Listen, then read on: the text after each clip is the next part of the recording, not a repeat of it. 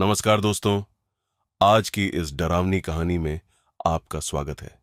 ये कहानी है तीन दोस्तों की और एक ऐसी रात की जिसे वो कभी भूल नहीं पाए। राहुल, अमन और विक्की तीनों बचपन के दोस्त थे। एक दिन उन्होंने प्लान बनाया कि शहर से दूर एक पुराने सुनसान गांव में रात बिताई जाए, बस एडवेंचर के लिए। गांव वालों ने उन्हें रोका, कहा वहां मत जाओ, वो जगह ठीक नहीं है। लेकिन जैसे अक्सर होता है, उन्होंने किसी की बात नहीं मानी।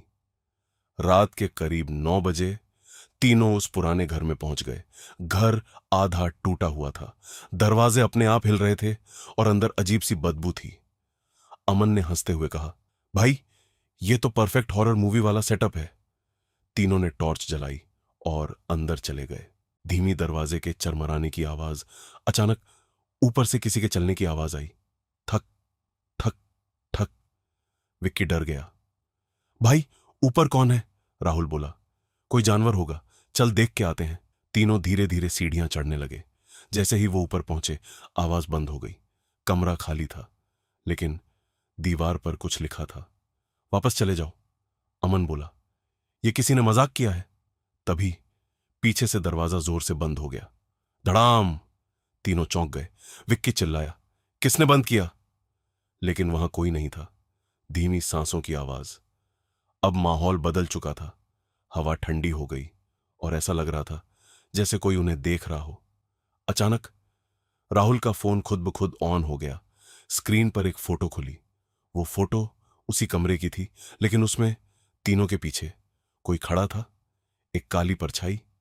विक्की ने डरते हुए पीछे देखा, लेकिन वहां कोई नहीं था। तभी अमन धीरे धीरे बोला, भाई वो हमारे पीछे नहीं, हमारे बीच में है। अचानक तेज हवा और फुसफुसाहट। तीनों एक दूसरे को देखने लगे और तभी उनके बीच खड़ी उस परछाई ने धीरे से सिर उठाया। उसकी आंखें पूरी काली थीं और चेहरा इंसान जैसा नहीं। तीनों डर के मारे भागे, सीढ़ियों से नीचे दरवाजे की तरफ। लेकिन दरवाजा अब खुल ही नहीं रहा था। राहुल ने पूरी ताकत लगाई और तभी दरवाजा खुद ब खुद खुल गया।